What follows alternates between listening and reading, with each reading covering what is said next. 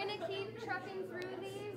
Lunch will be here around 11:45 to noon. So the next time we break, it'll be breaking for lunch. And we're gonna keep moving. All right, let's give Gracie our attention. Hi, my name is Gracie Gundlach. I'm a second-year intern at Northwest K-State Research and Extension Center. I'm going into my sophomore year here at Colby for a degree in agronomy. Okay, so a big project that I was in charge of this summer, again, actually, I also did it last summer, was called my bug project, basically. And I was in charge of going out and setting up traps, and we were collecting corn earworm and western bean cutworm and fall armyworm, which are all attracted to corn and stuff. So I was in charge of collecting the data, and once a week on Wednesdays is my bug day, and I go out to all the fields and collect the bugs, and then I enter them after I count the bugs and see how many we have.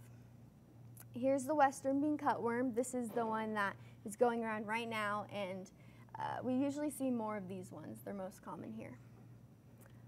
They definitely affect the corn the most, but then they also affect dry bean plants, and basically once they put their larvae on the plant, then the larvae will go and they'll eat out all the corn and the ears and stuff. Here's the fall armyworm. This is another one that is going around right now.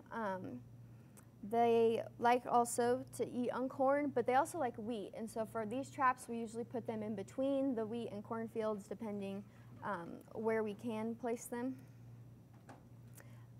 This year we had wheat season, which we do every year, and we have our wheat plots and stuff, which I'll talk about those in a second. Here are just some different pictures throughout the season. I help with the tours, we look for disease, I help with harvest and getting the displays ready, because we go around to the county fairs setting up all the different wheat varieties that we had.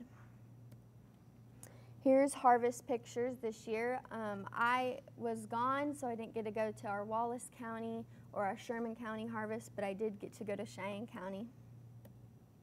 Here are the wheat plot tours. I was also gone during the Cheyenne County tour, but I made it to all 4 of these ones.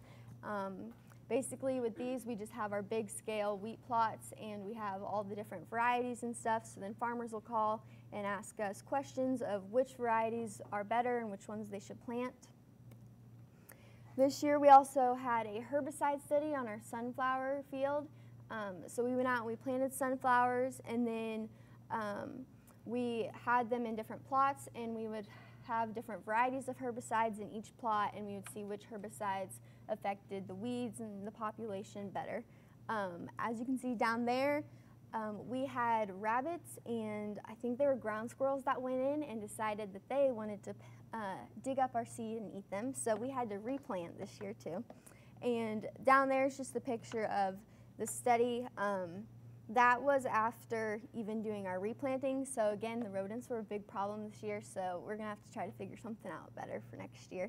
And then there is just a stake, because we have to label our plots that way, and I was also in charge of going out and taking pictures of the plots and pictures of the stakes and stuff so we could get that data in.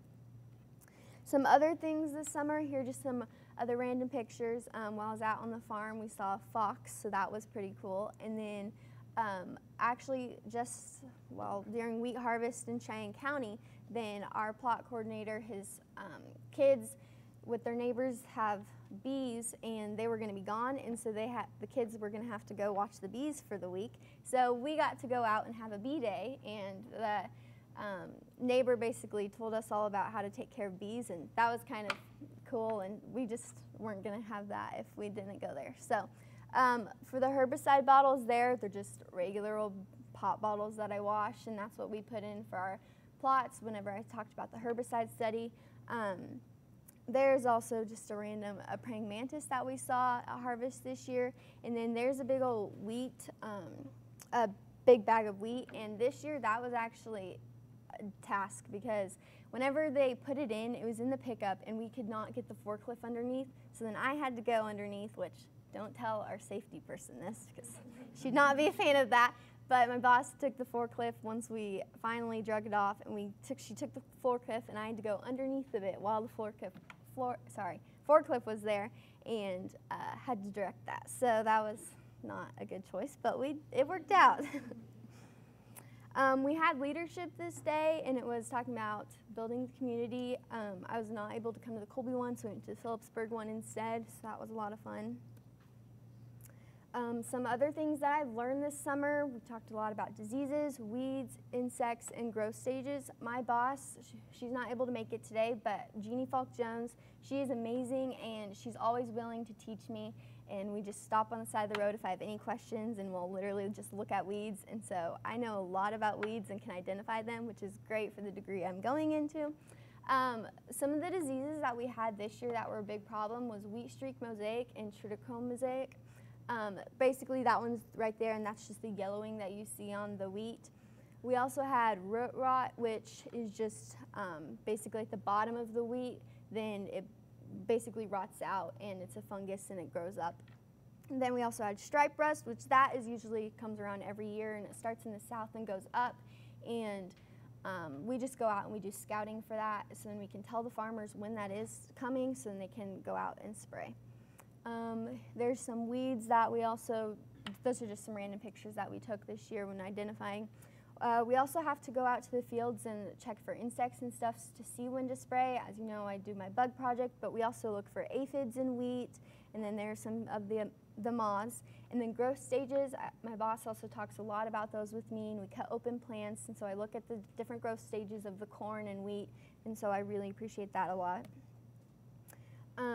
Overall, this was a great summer again, and again, this was my second year, so I don't know if we'll be doing it again next year since I'll be moving on, but this was a great opportunity, and I want to thank Next-Gen a lot, and thank you again to just K-State and allowing me to have this opportunity.